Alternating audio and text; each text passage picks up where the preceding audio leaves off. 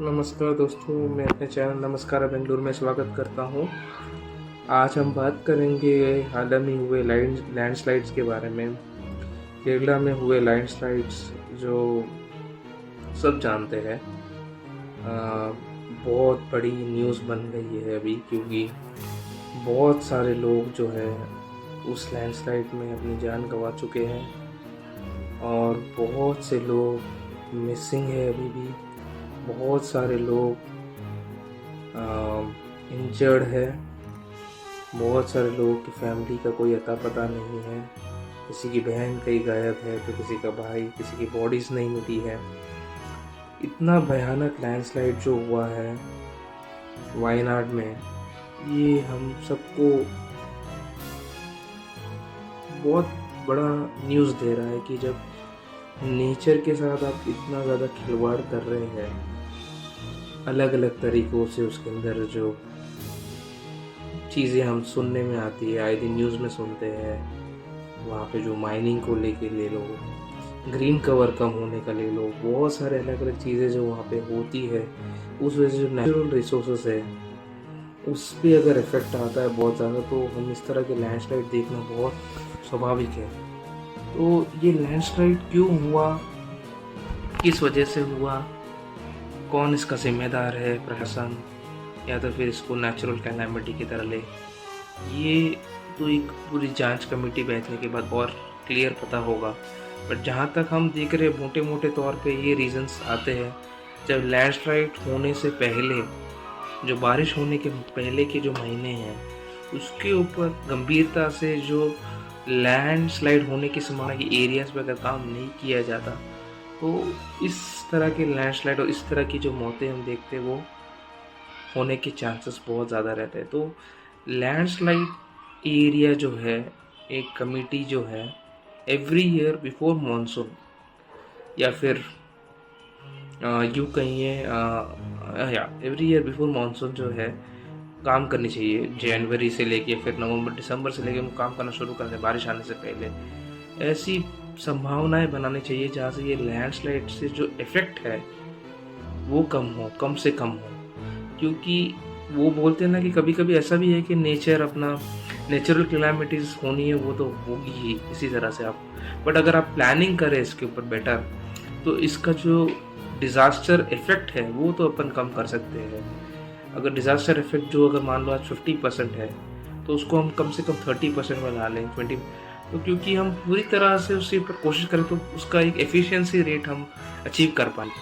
और जब हम एक एफिशिएंसी रेट अचीव कर पाएंगे, तब हम लोग उसके अंदर जो मौतें हैं, वहाँ पे जो मिसिंग है, वहाँ पे जो और भी बहुत सारे जो एनिमल्स के ऊपर जो मतलब जो एनिमल्स बहुत सारे जो है वाइल्ड एनिमल्स, उनके ऊपर भी बहुत गहरा असर, उन सबको हम एक प्लानिंग के तौर पे एक बेटर कर सकते हैं कि भाई इस तरह का कोई हादसा हुआ तो इसके ऊपर क्या प्लानिंग हमारी, क्या कर सकते हैं अपन, जो हम लोग इसको रेशियो कम कर सके, जो डेथ रेशियोज है, मिसिंग रेशियोज, या फिर जो एनिमल जो कहते हैं ना कि एनिमल के ऊपर जो इफ़ेक्ट होना, उनकी मौतें होना, उनके ऊपर जो बाकी जो नेचुरल रिसोर्सेस ख़त्म हो जाए, वो सब कैसे बेटर कर सकते हैं, उसके ऊपर बहुत गहरा मंथन करना है।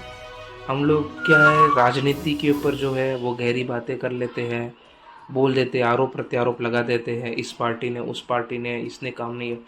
ये आरोप प्रत्यारोप लगाने के चक्कर में जो नुकसान हो रहा है ना, वो अद्भुत है। मतलब कह नहीं सकते, इमेजिन नहीं कर सकते इतना ज़्यादा।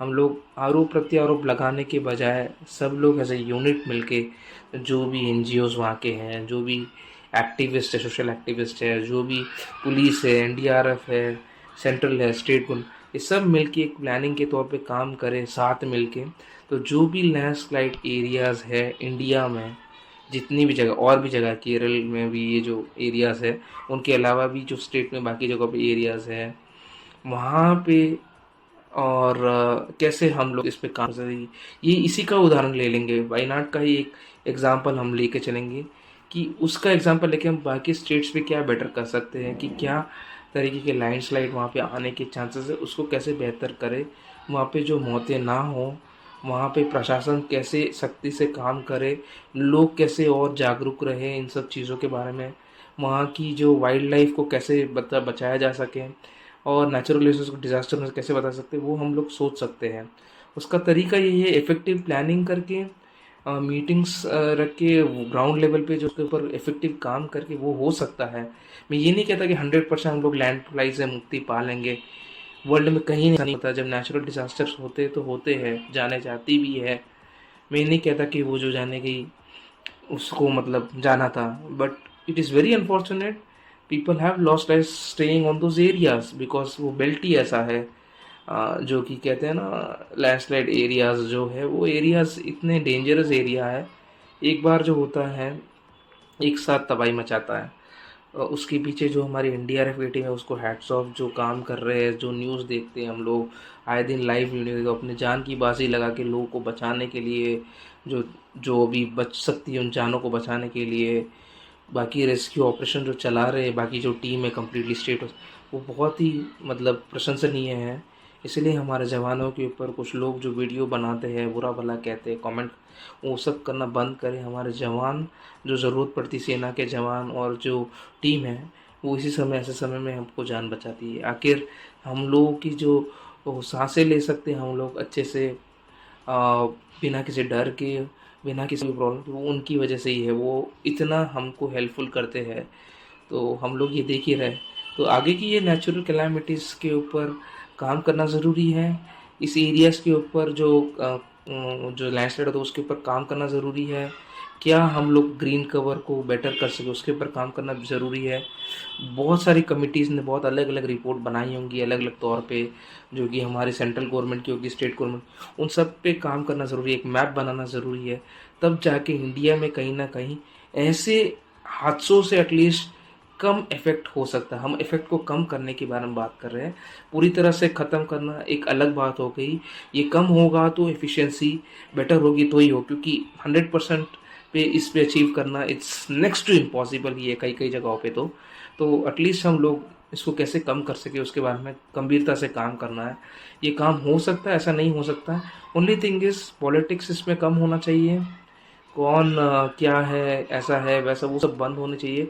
पॉलिटिक्स क्या करता है ना दोस्तों, कुछ नहीं करता। पॉलिटिक्स में लोगों की जाने जाती है और देश बदनाम होता है, और पॉलिटिक्स से किसी का कोई बेनिफिट नहीं होता सर, सच बताऊं तो ऐसी सब चीज़ें एक साइड रख के, भले ही वो कांग्रेस हो, बीजेपी हो, कोई भी पार्टी हो, लोकल पार्टीज़ हो, कोई भी पुलिस डिपार्टमेंट से हो या मिलिट्री से हो, कोई भी हो, they have to unitedly collaborate और इसका सल्यूशन निकालेंगे अभी, तो जितनी हम आगे जाके जो प्रॉब्लम हो सकती है उसको हम बचा जा सकते हैं।